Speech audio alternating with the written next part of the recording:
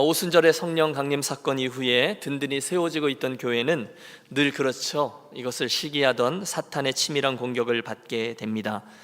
여러분, 교회사도 그렇고 저와 여러분의 개인적인 또 우리 공동체적인 경험에도 이 일은 늘 반복되고 있음을 기억하십시오. 저와 여러분에게는 그곳에 하나님의 은혜가 임하고 그래서 예배가 회복되고 섬김과 헌신이 있게 되면 거기 반드시 사단의 공격이 있다라는 것을 예상하시기 바랍니다. 우선은 외적인 공격이 있었습니다. 지난 시간이죠. 4장 전반부에 나왔던 말씀대로 예루살렘의 종교 지도자들이 그 사도들을 가두고 신문하고 협박했습니다. 다시는 예수의 이름을 전하지도 말고 그 이름으로 아무 일도 행하지 말라. 하지만 베드로가 담대히 외쳤죠. 하나님 앞에서 너희 말 듣는 것이 하나님 말씀 듣는 것보다 옳은가 판단하라. 우리는 보고 들은 것을 말하지 아니할 수 없다. 그들은 누가 보아도 누가 그들 인생의 주인인지 역사의 주인인지를 분명히 알고 있었어요. 흔들리지 않았습니다. 그랬더니 오늘 본문이죠. 사단이 이제 내적인 공격을 시작합니다. 그것이 바로 오늘 본문에 나오는 저 아나니아와 삽비라 이야기입니다. 어떠세요, 여러분? 은혜를 받으셨어요. 또 가슴도 뛰고 또 예배할 때마다 이렇게 말씀도 들리고 기도하면 가슴이 먹먹해지고 또 감격 때문에 울컥울컥하고 그럴 때가 있습니다. 그런데 그때 잘 살펴보십시오. 사탄은 결코 우리를 그냥 두지 않습니다. 반드시 거기 영적인 전쟁이 일어나게끔 되어 있어요.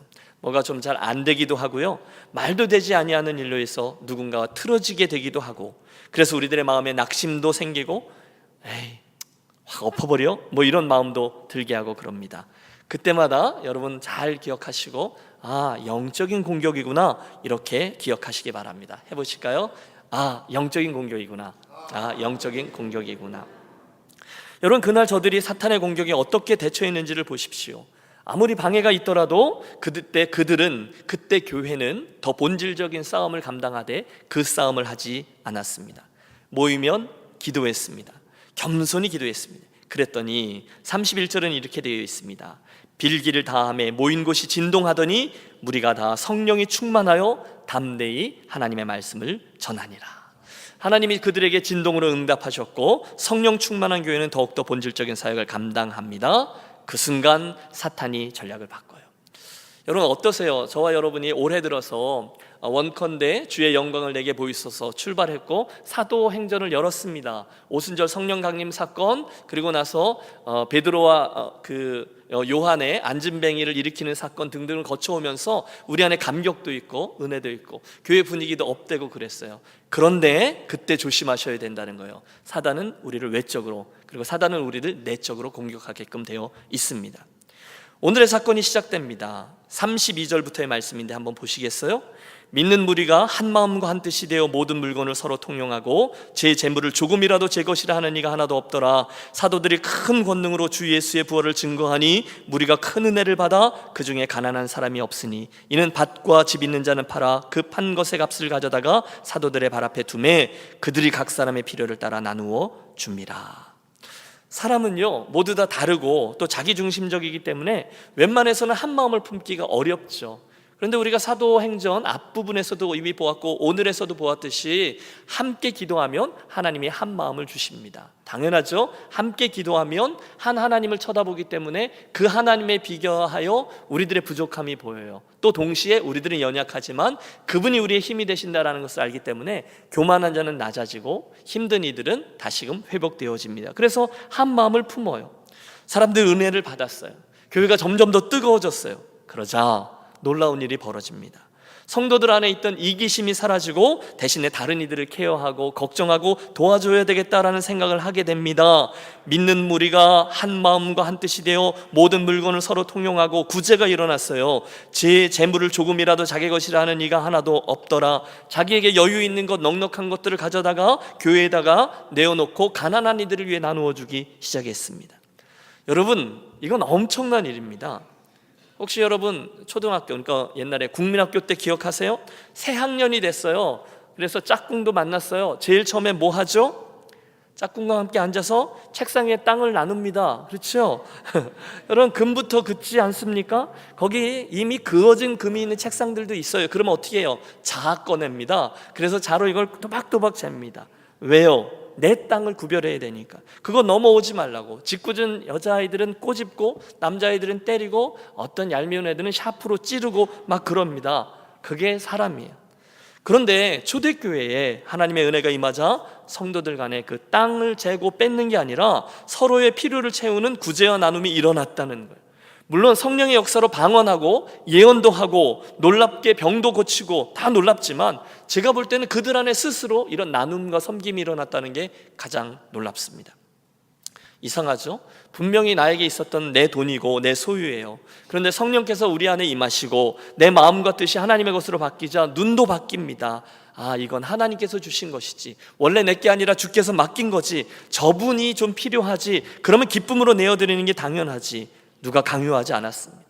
말씀을 듣고 은혜를 받다 보니 저절로 선한 일이 시작되었습니다. 저도 종종 기억나는 제 목회 여정 중에 그런 친구들이 떠오릅니다. 교회에서 이렇게 장학금을 줬어요. 그랬는데 학교 갔는데 그 학기 학교에서도 장학금을 받게 되었다는 거예요. 여러분 같으면 어떻게 하시겠어요? 야호 그럴 텐데 이 친구 도로 가져와요. 왜? 다른 친구들을 섬겨 달라는 것입니다. 여러분 쉽지 않습니다. 대학을 졸업했어요. 겨우겨우 졸업한 유학생 친구 출신이에요. 첫 월급을 받았는데 아니 자기는 똥차도 한 대 없어서 쩔쩔매는 주제에 조용히 하나님께 가지고 와 드리는 친구도 보았어요. 우리 교회에서요. 첫 열매라는 거죠. 이 친구가 어디서 보고 배운 게 있었던 거예요. 감동이 있습니다. 헌금이니까 그 친구의 마음은 받아야 되잖아요. 헌금은 헌금으로 처리하고 또 우리가 또 십시일반 중고차를 한 대 마련해서 선물로 준 적도 있습니다. 그 외에도 여러분 헌금하시면 우리가 헌금의 감사 제목도 쓰고 그러시잖아요. 거기 보면 스토리가 담긴 헌신, 헌금, 섬김 이런 것들이 많이 있습니다. 그거 보면 울컥울컥하죠. 초대교회랑 비슷한 거예요. 그래서요 여러분 본문을 돌아갑니다. 은혜 받은 성도들이 자기의 소유를 나누기 시작합니다. 특별히 그들의 구제 헌금이 교회의 가난한 이들을 구제하기 시작했어요. 더 핍절한 자가 없게 되었어요. 너무 놀랍죠? 여러분 어떤 말 잘하는 재주 있는 부흥사가 그들을 선동한 게 아니었어요. 그들이 은혜를 받자 스스로 자기들의 소유를 가져다가 가난한 이들을 도왔다는, 교회가 흥왕했죠. 하나님의 선교회는 점점 더 가속도가 붙습니다. 사랑하는 여러분, 여기 아주 중요한 포인트가 하나 있어요. 우리가 교회가 구제하고 선교하고 봉사하고 이래야 된다는 거 우리 다 잘 알고 있습니다. 그런데 본문을 보세요. 그 일을 누가 했죠? 누가 들여서 했죠? 그 예루살렘 교회 성도들의 섬김과 헌신으로 했습니다. 여러분 이걸 아셔야 합니다. 다른 누군가가 헌신하겠지 아니에요. 그 교회 성도들의 헌신입니다. 길 가던 누군가가 대신 그것 해주지 않습니다. 우리가 하는 거예요. 저와 여러분의 섬김과 저와 여러분의 헌신으로 하는 거죠. 제가 달라스 텍사스에 섬길 때 달라스 바로 옆에 있던 도시가 포트워스라는 도시거든요. 그 도시에 있었던 어떤 교회 이야기가 종종 회자되곤 했습니다. 그 교회가 있는 그 동네의 땅 아래에서 천연가스가 발견된 거예요. 그리고 시간이 지나 그게 개발되면서 교회가 엄청난 보상금을 받아갖고 큰 교회당을 사서 새로 옮겼어요. 되는 집은 되는 거죠. 그때 목사들끼리 모였을 때 한동안 유행했습니다. 땅 파 막 이랬습니다. 물론 하나님께서 그렇게 역사하실 수도 있죠. 그러나 그 일은 어쩌다가 한번 일어나는 극히 예외적인 일이고요. 여러분 기억하세요. 대부분의 헌신은 나의 헌신이고 우리들의 헌신입니다.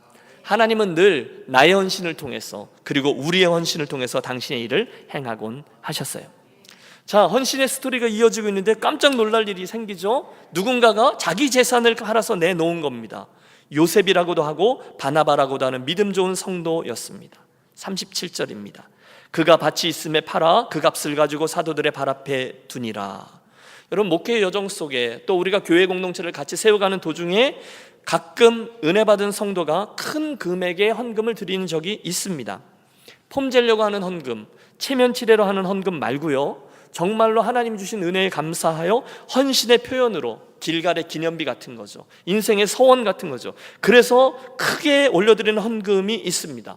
지금 바나바에게 그런 일이 일어난 거예요. 주님의 은혜가 너무 큰 거죠. 자기의 밭보다 더 귀한 주님께 자기의 사랑과 헌신을 드린 겁니다. 그리고 바나바는 평생을 그렇게 살았어요. 사도 바울과 함께 선교사로 나가서 일평생 헌신하며 삽니다. 사랑하는 여러분, 저는 여러분들 모두가 오늘 본문에 나오는 이 바나바와 같이 그런 인생을 살아가야 한다라고는 믿지 않습니다. 그럴 수도 없고 그래서도 안 됩니다. 하지만 동시에 하나님의 교회는 가끔 이런 정신 나간 사람이 나와야 된다라고 믿습니다. 예수를 믿다가 정말로 자기의 전 생애를 걸고 헌신하고 자기의 것 다 팔아서 주께로 드리고 남은 인생은 복음의 증인으로 이제는 주님께서 책임지셔야 합니다라고 고백하면서 그렇게 사는 사람이 우리 교회에도 나오게 되기를 저는 기대합니다. 아멘 소리가 제 기대보다 훨씬 적죠? 여러분, 성령께서 살아서 역사하시는 교회라면 그런 사람이 있어야 합니다. 정말 예수님에게 그의 인생 전체가 다 솔드아웃 된 사람 있잖아요. 복음을 위해서라면 나머지 것들은 다 덜 중요한 것으로 여길 수 있는 사람, 바나바가 그런 사람이었어요. 여러분 걱정하지 마세요. 나는 죽었다, 나는 그분께 내 인생을 드리면 난 다 헌신했다, 내 건 다 빼앗길 거다가 아니에요. 여러분, 우리가 하나님의 이름 시리즈 나눌 때 나누었죠. 아도나이, 주, 나의 하나님이라고 부를 때 그때 그분은 내 거 다 뺏어가는 의미의 주인이 아니라 아브라함과 엘리에셀 사이에 있었던 그의 상속자요, 주인이 모든 책임 아래서 그를 책임져 준다는 의미에서의 주님이에요. 바나바에게 그랬던 고백이 있었던 거죠. 그러니 여러분 생각해 보세요. 사람들이 으쌰으쌰합니다. 그리고 바나바가 그렇게 분위기를 주도합니다. 얼마나 은혜로웠을까요? 얼마나 신이 났을까요? 그때 여러분 이런 승리의 순간 누군가가 이를 갈고 있었습니다. 누구일까요?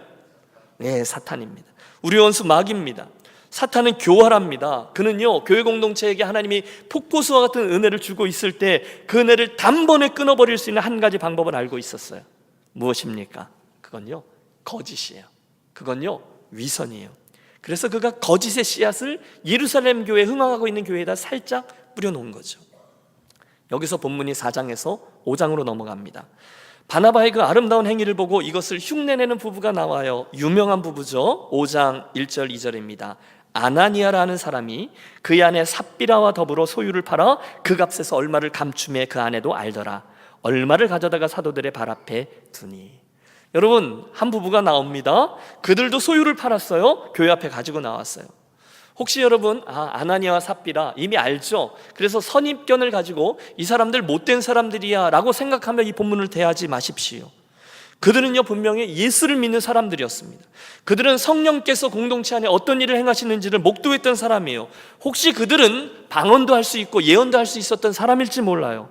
그들은 말 그대로 이 초대교회 창립 멤버들이었어요. 그뿐 아니라 저들은 지금 자기의 재산을 팔아서 교회에 내놓은 사람이었습니다. 그게 아나니아와 삽비라예요. 여러분 아시죠? 심지어 체면이나 형식으로라도 자기 집이 또 자기 땅을 팔아서 헌금한다는 건 보통 사람이 할 수 있는 일이 아니에요. 결코 쉽지 않습니다. 여러분 어떠세요? 오늘 은혜 받았으면 집에 가서 땅 팔아서 다음 주에 헌금하십시오. 여러분 제가 그랬어요. 다음 주에 안 나타나실 분들 많으실걸요? 그렇지 않으세요? 그건 결코 쉬운 일이 아닙니다. 그러므로 우리 아나니아와 삽비라를 쉽게 비웃으면 안 돼요.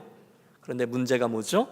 문제는 그들의 헌금의 액수가 아니라 대신 문제는 그들의 태도였다는 거죠. 뻔하지 않았겠어요? 여러분 바나바라는 분이 그렇게 훌륭한 일을 했을 때 주변 사람들이 그를 칭찬했을 겁니다. 야, 저 바나바 집사님 대단하지? 아직 직분은 이분은 아니었으니까 저 바나바 대단하지? 어떻게 땅까지 팔아서 가난한 사람을 위해서 내놓을 수 있어? 여러분 사도들도 축복해 줬을 거예요. 하나님 이 헌신을 보시고 저의 마음을 보시고 바나바 집안을 축복하여 주옵소서, 아니 주시옵소서 이렇게 기도했을지 몰라요. 그런데 그걸 가만히 지켜보던 아나니아 삽비라가 보니 자기들도 그러고 싶었거든요. 한번 칭찬도 받고 주목도 받고 싶고 그러고 싶어졌어요. 그래서 일단 은원에서 소유를 팔았어요. 제법 큰 목돈을 가져다가 사도들의 발 앞에 구제헌금으로 내어놓습니다. 여러분 폼이 났겠죠. 물론 여러분 겉으로 보기에는 형식은 같아요. 바나바도 땅 팔아서 내놓았고 아나니아 삽비라도 재산 팔아서 내놓았어요. 문제는 아나니아 삽비라의 헌금에 거짓이 끼어 있었다는 거예요. 다 판 겁니다. 내놓았는데 실은 뒤에 좀 감추어 두고서 마치 그게 다인 양 내놓은 것입니다. 여러분 이 아침에 저와 여러분이 이 스토리를 통해서 발견하고자 하는 것은 타산지석이에요. 그들의 스토리 속에 잘못된 부분을 뽑아 우리가 배우려고 하는 것입니다. 첫째, 그들의 세 가지 잘못 중에 하나는요, 지금 그들의 헌금이 당연하죠, 하나님을 의식한 헌금이 아니라 사람을 의식한 헌금이었기 때문입니다. 다시 말해서 그들의 그 헌신은 진짜가 아니었어요. 단지 한 척 한 겁니다. 물론 여러분 그들이 처음부터 성령을 속이려고 작정하진 않았을 겁니다. 그런데 하다가 보니 이게 좀 아까워진 거예요.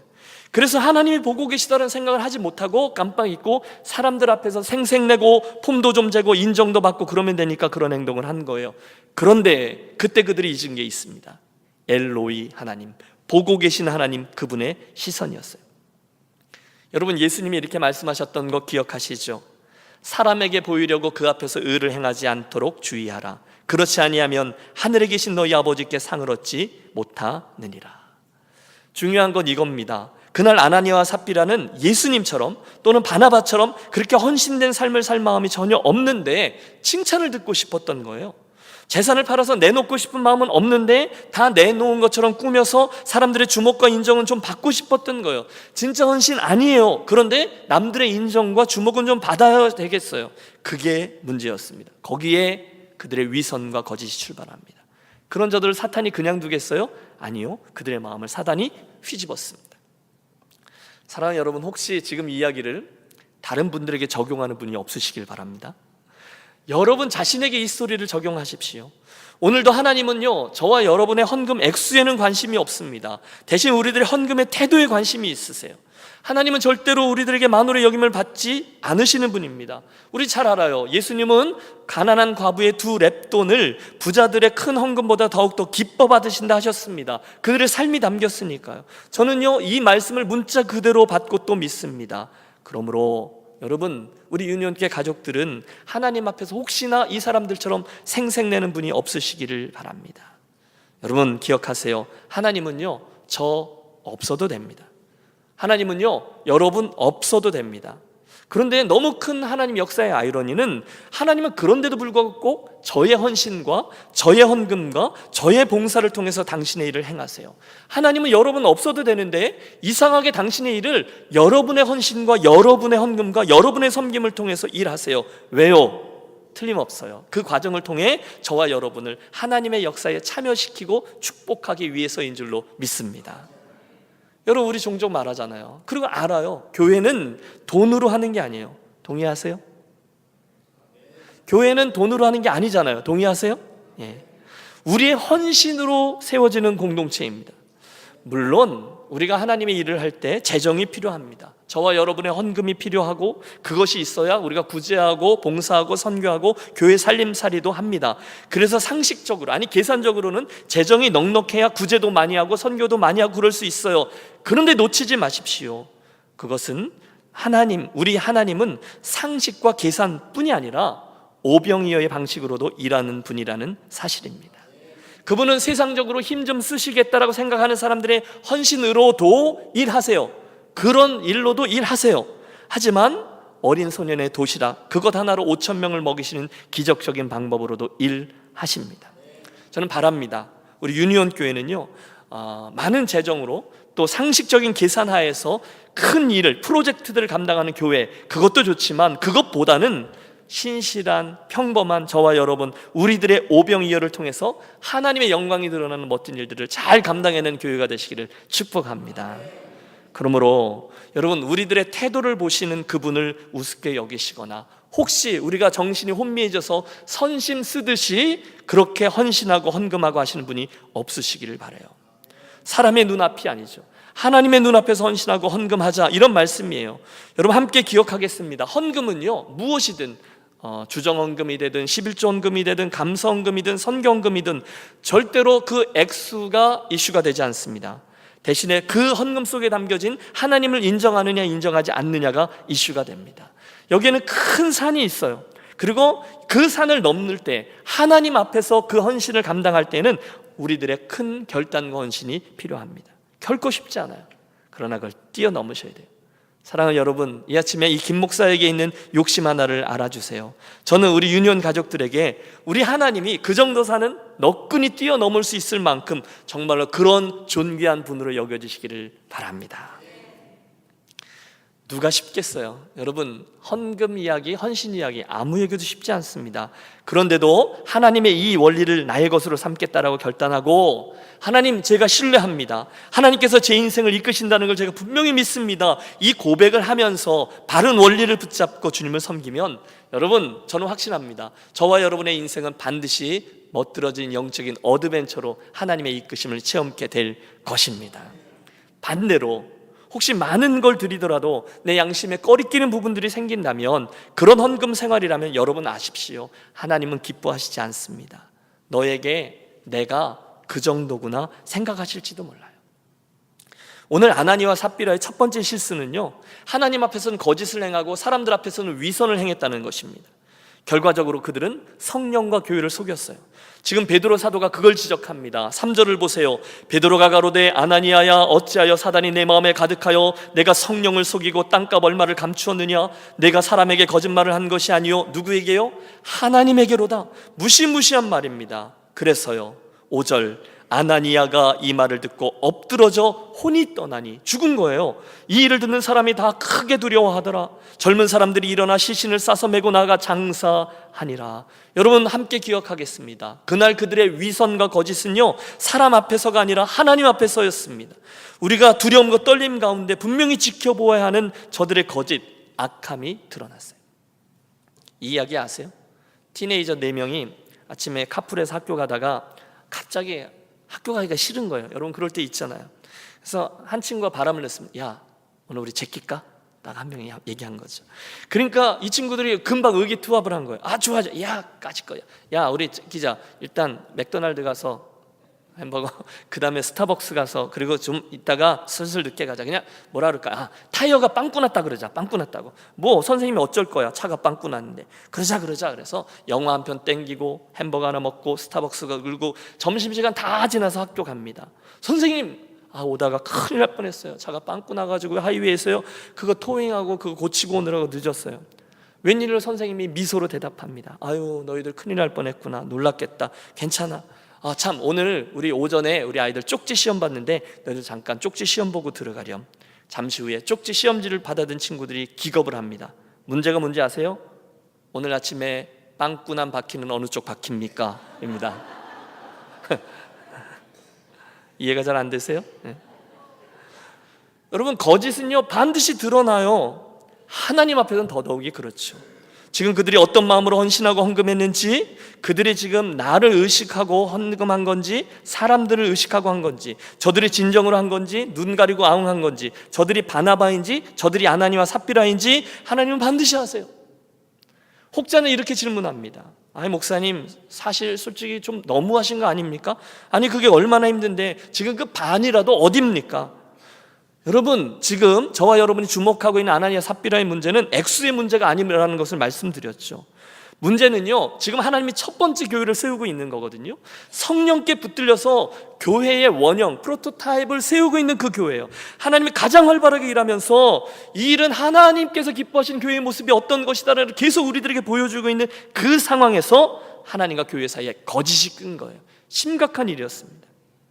여러분, 사실 이 헌금은요, 저희가 판 것의 재산의 반입니다. 저희 부부가 아직 바나바와 같은 믿음은 없어서 다 드리진 못하지만, 반밖에 안 되지만 앞으로 더 열심히 해보겠습니다. 여러분, 저들이 이렇게 나왔으면 하나님은 분명히 그들을 기뻐하셨을 겁니다. 그 믿음이 보통 믿음이 아니에요. 여러분, 이건 어마어마한 거죠. 하지만 문제는 그들이 하나님을 속였고 성령을 속였다는 거예요. 여러분, 잊지 않겠습니다. 지금 하나님은요, 그들이 땅을 파는지 아닌지 거기는 관심이 없으세요. 그건 중요하지 않아요. 여러분, 땅을 파셔도 되고 안 파셔도 돼요. 저와 여러분이 헌금을 많이 하느냐 적게 하느냐, 전부냐 일부냐, 그 금액 때문에 우리 하나님이 화가 나시는 게 아니에요. 대신 문제는 그들이 자기의 것을 드리는 척하면서 하나님과 교회를 속이고 과정 중에 다른 사람들의 인정과 칭찬을 들으려고 했던 거짓된 태도에 있었어요. 위선입니다. 그게 문제예요. 이게 그들의 첫 번째 실수였어요. 하나님보다 사람의 시선을 중시하다가 그들은 한순간 누가 진짜 주인인지를 목독해 된 것입니다. 또 있습니다. 우리가 저들에게서 발견한 두 번째 실수는요, 이 부부가 악한 일에 팀워크가 맞았다는 거예요. 한번 따라해 주세요. 악한 일에 팀워크가 맞았습니다. 이게 문제예요. 3시간쯤 후에 아내가 들어옵니다. 뭔 일이 일어났는지 아직 몰라요. 8절 베드로가 이르되 그 땅 판값이 이것뿐이냐 내게 말하라 하니 이르되 예 이것뿐이라 하더라. 베드로가 이르되 너희가 어찌 함께 꾀하여 주의 영을 시험하려 하느냐. 보라 내 남편을 장사하고 오는 사람들의 발이 문 앞에 이르렀으니 또 너를 메어 가리라 하니 곧 그가 베드로의 발 앞에 엎드러져 혼이 떠나는지라. 젊은 사람들이 들어와 죽은 것을 보고 메어다가 그의 남편 곁에 장사하니 온 교회와 이 일을 듣는 사람들이 다 크게 두려워하니라. 무슨 얘기입니까? 지금 그들이 하나님과 교회를 속이는 일에 부부가 마음이 맞았다는 거예요. 여러분 저는 여기에 아쉬움이 있습니다. 여러분 부부는요 하나님이 원래 돕는 배필로 허락하시는 관계잖아요. 그런데 그 돕는 배필은요 그렇게 살아야 되는데 악을 행하도록 돕는 배필로 살면 안 된다는 거예요. 근데 이 부부가 그렇게 사는 거죠. 이상하게 사람들은요 좋은 일, 하나님의 일 그런 데는 마음이 하나 되기가 참 어려운데 이 반대되는 일은 쉽게 하나가 됩니다. 여러분 그런 분 아니 계세요? 여보 오늘 오랜만에 날씨 죽이는데 우리 예배 한번 싹 제끼고 드라이브 한번 내가 저녁 때 근사한 데 가서 쏠 테니까 안 돼 나 오늘 안 낸대 그러자고 아실까 뭐 이러면서 팀워크가 잘 맞아서 이렇게 제끼는 분 계세요. 여러분 안 되죠. 이번에 김 목사님이 오늘 전화 왔는데 성경 공부하자고 신청하래. 이번에 우리 같이 할까? 야 성경 공부 무슨 성경 우리 지금까지 그런 거 안 하고도 잘 살았어. 뭘 새삼스럽게 하지마 그렇지? 알았어.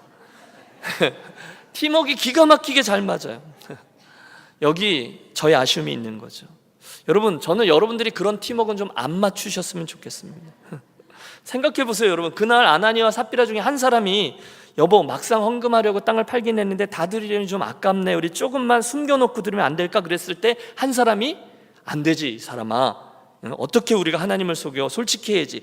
둘 중에 한 사람이 그렇게 말했으면 이야기는 완전히 다른 스토리가 됐을 거예요. 그렇죠? 그게 좋은 부부예요. 그게 팀워크예요.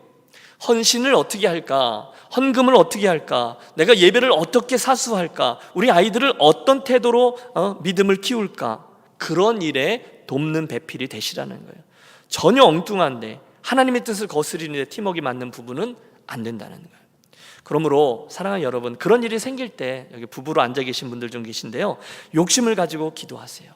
그럴 때면 그 믿음 없는 미갈 그 미갈이 막 뭐 말할 때 그 불신앙을 충고해주는 남편 다윗이 되시고요 아비가일처럼 자기 남편 나발의 미련함을 속죄하는 아내가 되시고요 그렇게 되죠. 이왕이면 아합과 이세벨처럼 정말 선지자들을 죽이고 모든 이스라엘 백성들을 우상으로 이끄는 일에 천생연분으로 산다면 여러분 우리는 그들 부부의 결국이 어떻게 되는지를 분명히 보고 있습니다. 아쉽습니다. 제가 언젠가 큰 격려가 되는 이메일을 한번 받은 적이 있습니다. 한 10월경인데요 여러분 목사가 10월쯤 11월쯤 되면 여기 다크서클 생기는 거 아세요?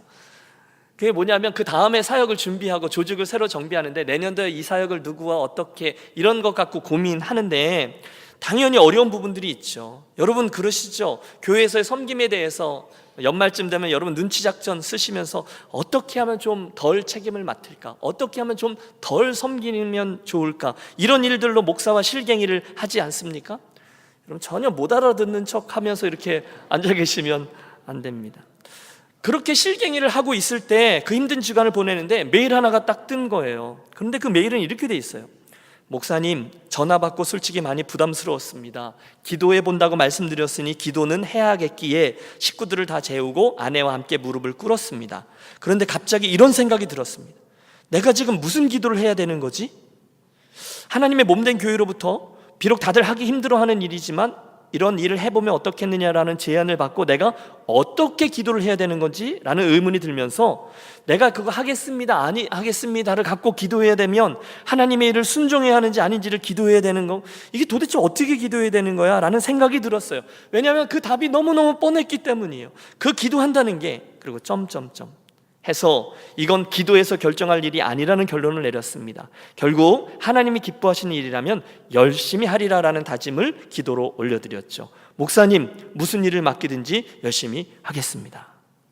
할렐루야. 여러분 저도 그렇고 여러분도 그렇고 이왕이면 우리 부부가 이렇게 선한 일에 팀워크를 맞추는 가정과 부부가 되어지시기를 축복합니다. 주님이 기뻐하신다니까요. 주님이 그들을 인정하고 기억하신다니까요. 마지막 세 번째, 그들의 실수는요, 그들이 하나님 주신 회개의 기회를 계속 저버렸다는 겁니다. 저는 이게 그들의 가장 큰 실수요 잘못이라고 생각합니다. 여러분, 그러지 않았겠어요? 그런 일로 향해서 나아갈 때 그들 안에 양심이 외치고 있지 않았겠어요? 이러면 안 되는데. 그때 저들이 얼른 하나님 죄송합니다 그랬다면 만약에 이 일은 이렇게 진행되지 않았을 거예요. 남편 아나니아에게 내가 어찌 성령을 속이니 했을 때 얼른 어이구구구 죄송합니다 했으면 이런 비극은 없었을 거예요. 그의 아내 삽비라에게 그 땅 판값이 이것뿐이냐 라는 말에 그녀가 뜨끔하여 아닙니다 저희가 잘못했습니다 했으면 그녀는 죽지 않았을 거예요. 하지만 하나님께서 계속해서 주시는 회개의 기회를 그들이 계속 무시하다가 그들 비극적인 최후를 맞습니다. 여러분, 혹시 주님과 교회를 섬기시면서 우리 가운데 이 아나니아와 삽비라가 범했던 실수를 범하신 분 아니 계세요? 혹시 여러분 하나님의 시선과 평가보다 우리 사람들의 시선을 더 의식하고 그렇게 살지는 않으셨어요? 혹시 우리 부부는 서로 간의 선한 일을 위해서 팀워크를 맞추기보다는 아래쪽으로 끌어내리는 쪽으로 팀워크를 맞추셨던 경험 없으셨어요? 또 하나님의 인내와 자비의 시간 속에서도 끝까지 모른 척, 아닌 척 그렇게 믿음의 길을 걸어오신 분은 아니 계세요? 기억하십시오. 저와 여러분이 그런 아나니아와 삽비라가 될 수도 있습니다. 그러므로 사랑하는 여러분, 오늘 이 사건에서 우리가 얻는 교훈은 자명하죠. 저와 여러분의 구제, 헌신, 섬김, 헌금 이런 것에는 절대로 거짓을 섞지 않고 진심을 섞지 않은 겁니다. 사람을 보고 하는 게 아니라 하나님을 보고 하는 것임을 기억하자는 겁니다. 그런데 그걸 가지고 눈 가리고 아웅하며 장난을 치면 큰 죄라는 거예요. 그 결과 여러분, 그날 교회는 그 교회에서 송장 2개를 연이어 치웁니다. 무시무시한 용어죠. 앞서 남편의 시신을 처리하고 돌아오는 젊은이들, 수고했어. 들어오자마자 곧 그 아내의 시신도 들고 나갑니다. 여러분, 교회는 사람을 살리는 곳이어야 하는데 그 교회에서는 사람이 죽어나갔어요. 그런데 여러분, 그런 일이 생길 수도 있다는 것을 기억하자는 겁니다. 교회에서 하나님은요, 당신의 영광을 드러내기 위해서, 당신의 이름이 만홀의 여김을 막기 위해서라면 송장 2개가 아니라 더 큰 일도 행하실 수 있습니다. 우리 반드시 두려움과 떨림으로 이 말씀 앞에 서야 돼요. 저는 이런 상상을 해봅니다. 야야, 들었어? 그 예루살렘 교회에서 사람들 둘이 죽어나갔대. 여러분, 그런 소문이 돌면 그 교회는 반드시 문 닫아야 됩니다. 그런데 그 교회는 망하지 않았어요. 이어지는 말씀을 보세요. 온 교회와 이 일을 듣는 사람들이 다 크게 두려워하니라. 사도들의 손을 통하여 민간의 표적과 기사가 많이 일어나매 믿는 사람이 다 마음을 같이하여 솔로몬 행각에 모이고 그 나머지는 감히 그들과 상종하는 사람이 없으니 백성이 칭송하더라. 한마디로 교회는요, 더 잘 됐어요. 더 부흥했어요. 표적과 기사가 더 많아졌어요. 거짓과 위선이 제거되자 교회에 하나님이 큰 축복을 체험케 됩니다. 백성들이 칭송했어요. 뭐라고요? 그 교회 진짜야. 성령이 역사하셔. 그 교회는 거짓말하면 안 돼. 하나님이 그냥 안 두셔.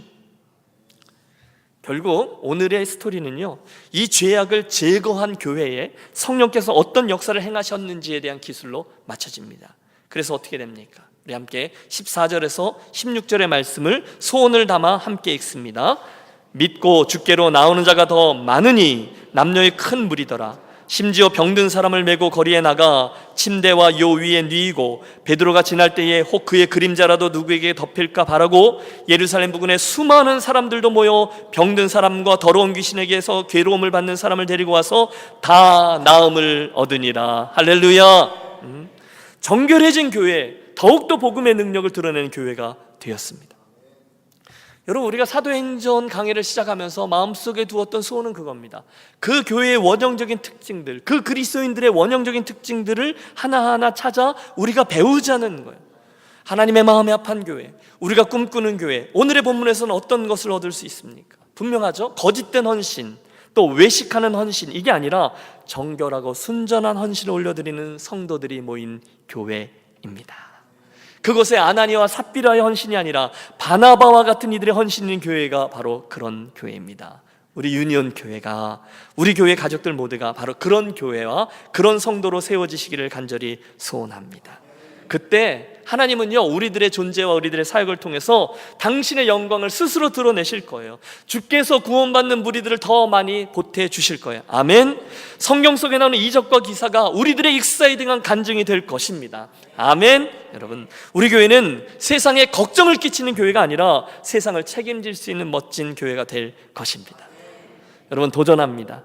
혹시 여러분 지금까지 믿음의 길을 걸어오시면서 하나님의 시선보다 사람들의 시선을 더 의식하면서 그래서 부적절하게 거짓을 숨기고 위선적으로 믿음의 길을 걸어오신 부분이 혹시 있으십니까? 어제 말씀을 준비하는데 저도 회개를 많이 했습니다. 내가 목사기 때문에 어쩔 수 없이 위선적으로 다른 이들을 의식하면서 행하는 것들 종종 있었어요. 외식이죠, 위선이죠, 거짓이죠. 씻어야 됩니다. 여러분도 그렇게 하셨으면 좋겠어요. 혹시 오래전에 가지고 있었던 어떤 회개거리를 아직도 회개하지 않는 분이 계시다면 하나님 죄송합니다 하고 나아가는 거예요. 여러분, 목사로 인생길을 걸어오면서 가장 감동적이었던 것은요, 혹시 교회 안에 있을 때 자기의 실수와 잘못이 있으면 솔직히 시인하고 용서를 구하는 분을 만나는 거예요. 또 성도들도 혹시 목사님이 실수했을 때 제가 실수했습니다, 용서해 주십시오라고 말할 줄 아는 목사를 만나는 거예요. 감동이죠. 그 소리를 안 하기 때문에 문제가 많은 거 아니겠어요? 하나님도 마찬가지입니다. 그분은 우리의 회개를 받으시고 그때 회개하면 우리들의 그 실수 얼룩들마저도 하나님 당신의 나라를 위해서 귀한 얼룩으로 아름다운 작품으로 재창조해 주실 줄로 믿습니다. 그날 아나니아와 삽비라의 이야기를 타산지석으로 삼아서 사랑하는 여러분, 우리 주님을 섬기고 헌신하며 나아가는 일에 관한 한 거짓, 외식, 또 이런 위선, 이런 것들은 제하고 하나님의 앞에서 정결하게 순전한 마음으로 잘 섬겨나가는 그 새 출발 있는 이 아침이 되시기를 우리 주 예수 그리스도의 이름으로 축원합니다.